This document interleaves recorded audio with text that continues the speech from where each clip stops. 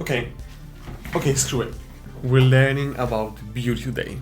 You learn how to define it, how to see beauty around you, how to make others see the beauty that you see. You'll be able to tell what objects even have potential for beauty, because not everything can be beautiful, practically speaking. And you learn like a bunch of other things, like why do chess players have that good memories, seemingly good memories. That's a small spoiler. And we'll learn about dating, like that's machine learning for you, we'll just study dating. And this video was inspired by a scientific paper, we'll talk about it later, but I sent this paper to my friend and he was so excited about it, it sounded so cool for him, but he did not read it, he will never read it. You guys will not read scientific papers if I don't shove them up your face in much simpler format. So here we are. So don't worry about it. You don't have to read the paper. You're perfect just the way you are. We'll turn this into an ASMR channel probably soon. Anyway, in machine learning and reinforcement learning more specifically, we think a lot about how to reason, how to plan, how to make decisions, how to model the world. So it's not a surprise that AI scientists spend a lot of time thinking about these concepts and how to technically define them, and wondering what motivates us, how our brain even works. And one of the things that motivate us is this strive for beauty.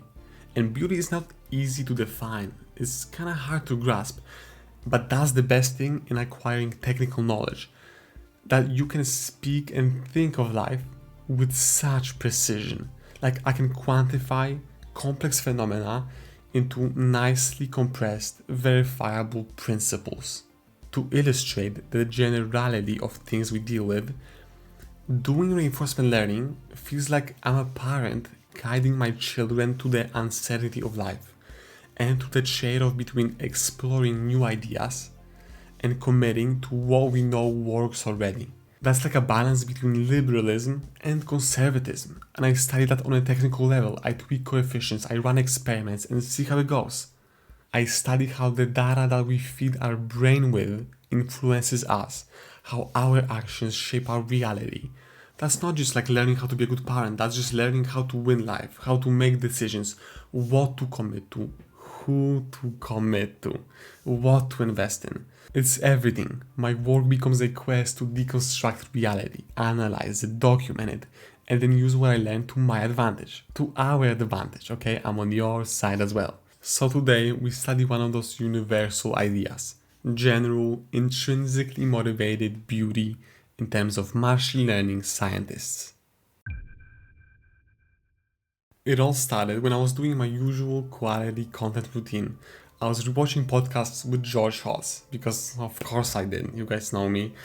And I got to this fragment. If you're an intelligent agent and you're put into a world, what is the ideal thing to do? Well, the ideal thing mathematically, you can go back to like some Schmidt-Huber theories about this, is to build a compressive model of the world, to build a maximally compressive, to explore the world such that your exploration function maximizes the derivative of compression of the past. Schmidt-Huber has a paper about this. Mm-hmm. And like, I took that kind of as like a personal goal function. I recognize a powerful idea when I see one. So I found a paper. I'm not scared of scientific papers anymore. I read them on a daily basis. And it's this one. Driven by compression progress, a simple principle explains essential aspects of subjective beauty, novelty, surprise, interestingness, attention, curiosity, creativity, art, science, music, jokes. You must admit that this sounds good, to say the least. This paper introduced me to the idea that we're gonna discuss today, and the author, Jürgen Schmidhuber, is an AI legend. Apparently he spent a lot of time thinking about technical definitions of motivations of humans. I mean, he's been doing this for 40 years. So according to his theory, one of the main intrinsic motivations of humans is that we strive for beauty. Get ready for the mysterious definition that will clarify with time.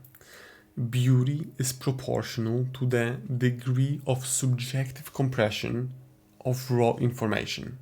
So if little information or few bits in this technical background are needed to encode a lot of raw information, then we consider it beautiful. We, meaning you too, even if you don't realize it. Generally speaking, Among several sub-patterns classified as comparable by a given observer, the subjectively most beautiful is the one with the simplest, shortest description, given the observer's current particular method for encoding and memorizing it. So beauty is subjective because the degree to which our brains compress stuff varies. The more you spend time with something, the more you appreciate the beauty of it because your brain had time to find the patterns and compress it, like organize it in your brain, so to speak. So with time, your mind finds patterns in this world, makes connections, compresses more information into the same object. So the same object conveys more information for you. But sometimes there are no patterns, like true white noise has no patterns, no regularities. It's ugly by itself, but it would be funny if it compressed some information for you, some memories. Maybe it's nostalgic in some way. I mean, that would be funny, but from the perspective of raw pixels, it's not compressible, so there's no potential for beauty there. White noise is just incompressible, kind of by design. But there are things that seem random, like digits of pi, that are nicely compressible. The algorithm, the equation to generate the digits of pi is quite short.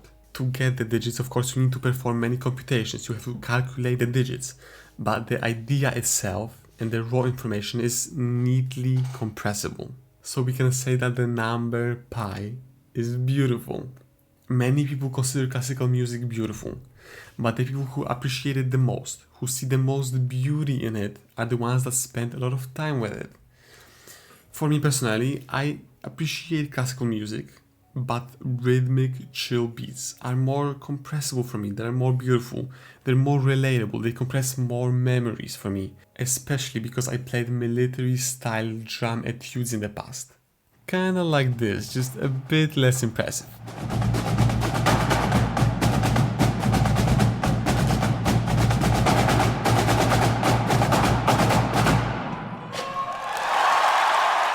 Isn't this beautiful?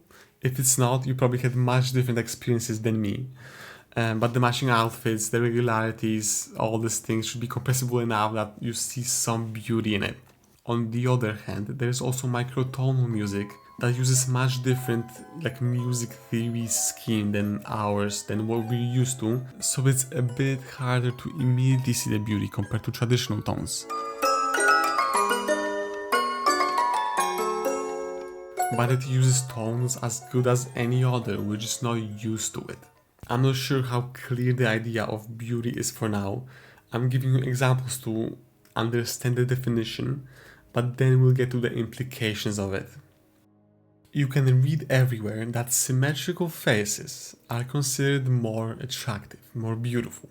Biologists will tell you that it signals health and lack of distortions, abnormalities while growing up, which is true, but according to our theory here, in principle, the compressor may exploit any irregularity for reducing the number of bits required to store the data. Symmetrical faces are just more compressible.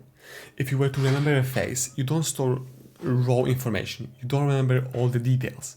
If you were to remember my face, it's not just that eye is here, to the right, another eye, down, left, and nose. No, you drop most details and you have compressed idea of a face in your head, and you encode faces as a deviation from the model. And you don't even know what the model is, it's all subconscious. So my face in your head is not detail. My face is a face that's narrow and long, brown eyes, small nose, thick eyebrows, elf ears. This is how you think of this is how you encode the information. And for symmetrical faces, you need less information, less bits to store the idea of this particular face in your head. That's what makes them more beautiful and attractive. This immediately explains why human observers prefer faces similar to their own. What they see every day in the mirror will influence their subjective prototype face for simple reasons of coding efficiency. Think about what's beautiful for you.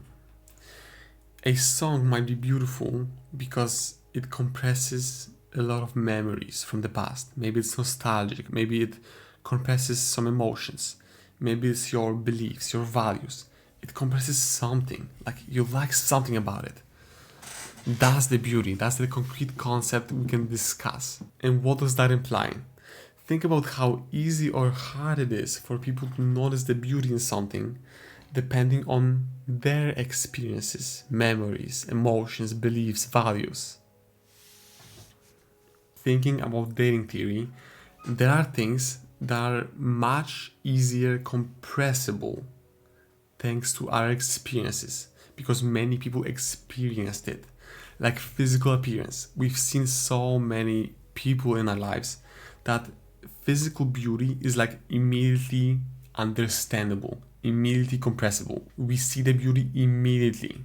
So physical appearance is easily compressible. But personality, like we didn't get to experience it that much. We didn't get to know deeply a lot of people. It's often an unfamiliar territory without spending a lot of time with the person. But these things are divided up into fast, medium, and slow thinking. And when you change a culture so that everyone interacts with each other in a very shallow way, women end up thinking like this about men more often and like this about them less, because you don't have time to get to know them. And we went from AI research to agreeing with whole math. I mean, how did we get here? But knowing this, you can kind of change your strategy, adapt. You can, for example, bet on your physical appearance and meet as many people as possible because they will see the beauty immediately. They will be interested. But if you want to bet on your personality, on like deeper values, you should put yourself in situations where you spend time with the person. That's why introverts do better in environments like school or work, because you're kind of forced, you like by design, you spend a lot of time with people and others spend time with you. So you have the time to see the patterns, notice the beauty and get interested. There are things that are nicely compressible, but they just take time to compress. So if nobody's interested in you, there is beauty. I can see the beauty. You just have to make them notice. Beautiful things are forced to be momentarily ugly until we learn to compress them. That's machine learning for you. Am I a programmer or a philosopher at this point? And that's a tricky question because that's the same thing. I compressed it into one. Now I want to quickly mention Euler's identity because I was supposed to talk longer about this. I have a whole script on the side, but I don't want to prolong the video. We had plenty of examples already. I just want to say that Euler's identity is an equation considered by many the most beautiful equation in math, and you can immediately see why. It connects so many different areas of math and compresses them into one short equation. You have Euler's number there, pi, complex numbers. There's trigonometry there hidden underneath in the background. Like, mathematicians love it and we can see why. I hope everything's clear by now. That's plenty of examples. That's enough for now. Now I want to think of limits of this theory, like caveats or edge cases that we can think of. And my first issue is like a Pandora's box. What if something compresses a lot of bad and pleasant, evil information in itself, kind of? Like something that compresses a lot of bad memories, unpleasant situations, or just like straight up evil.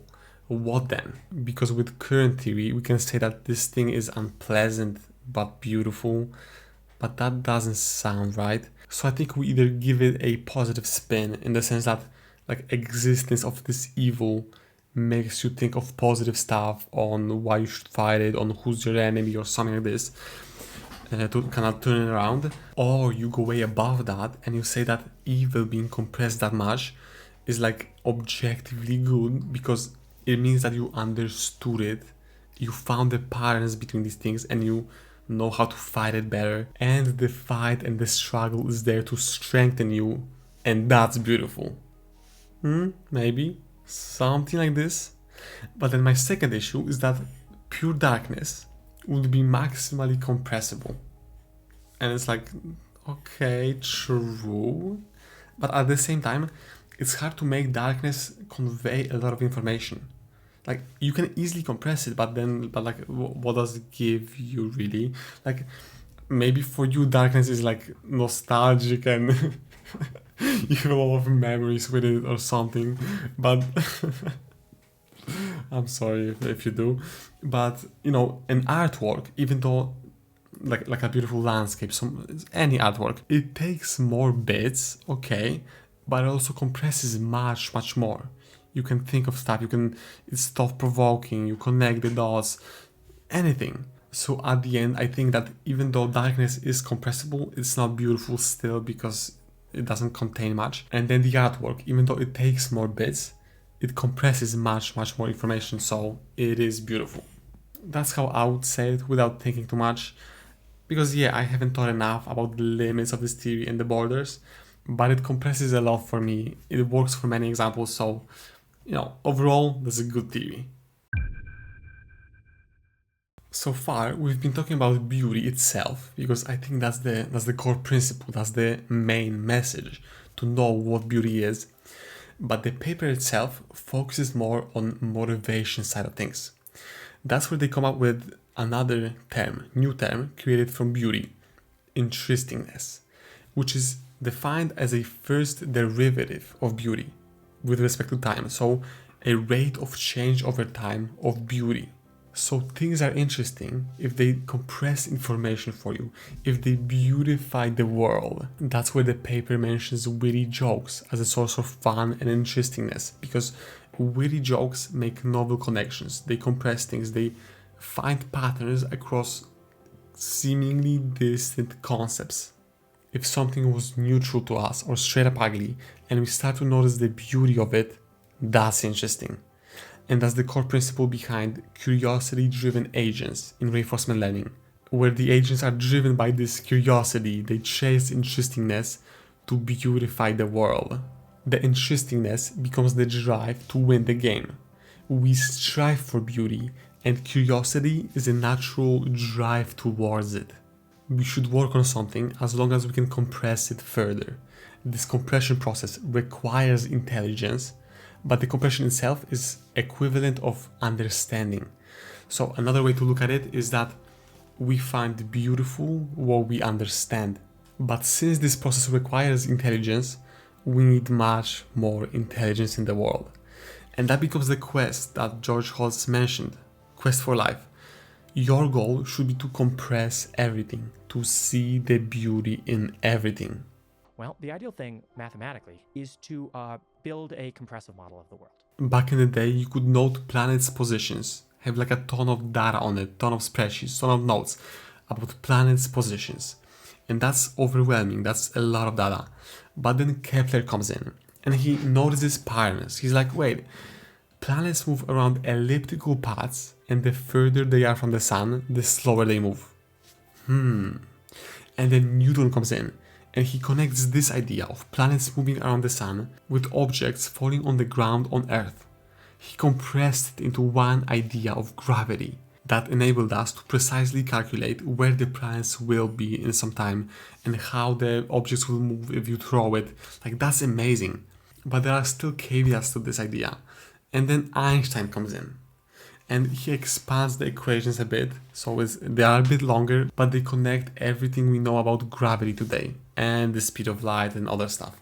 Like, that's amazing. And that's what we do here, finding the patterns, connecting these ideas, understanding the world, getting skill, getting competent, because skill implies compression. Compression enables competence. Chess players seemingly have fantastic memory. They can recall any chess position from like 20 years ago that they played, or they didn't even play but someone else played. That's really impressive. But they tested them, like, how do they have so good memories? And it turns out that their memory is not better. What? How? If they gave them unrealistic chess positions to remember, like, 7 kings on the board, something, they didn't perform better than average people. They did not. So we can think of it that way, that they don't remember more things. They remember better things, more compressed things. I have a chess position here that I picked somewhere, and if I had to remember this position, it would not be easy for me. Like, I have to remember that there's pawn on a2, rook a1, pawn b2, pawn c3. But for chess players, they don't think that way. They don't see the details. They see London system. That's just London system, that they can decompress further into consecutive steps. But if they look at it, they're just like London system. That's amazing. They really don't have better memories. They don't think that much faster. They probably do with some training, but like we can, for simplicity, assume that they don't think faster. They don't make more calculations. They make better calculations. Like maybe you know tokenization in large language models. This is what compression is. Like you don't make more calculations, but the parts of information you make calculations on are more informative, more compressed, better. But that's what we do here. Eventually in physics we want to find the theory of everything, which would connect general relativity and quantum mechanics, and then we'll compress everything. We'll find the beauty in everything. But our attention is scarce, time is scarce. What do you want to prioritize? Where do you want to find the beauty? What do you want to spend your time on? What do you want to compress? Unless you're fine with seeing the ugliness everywhere. Feel encouraged to read the paper itself. Most of the examples today were my own, so there are still many novel things in the paper. And in fact, the thumbnail of this video comes from the paper. It's an image of a butterfly and a vase with a flower that is constructed from fractal circles, so the information is nicely compressible. Isn't this beautiful? Anyway, in the future I'll implement my curiosity-driven agents and add it to my lab. It will not happen too soon. I'm still on my summer chill mode, not working as hard as I used to, but we'll soon get back on track to making intelligence flourish. Life really is beautiful. You just have to know how to look at things. Some things are not yet beautiful, but they will be if you're willing to find the patterns and understand it. Thanks for watching.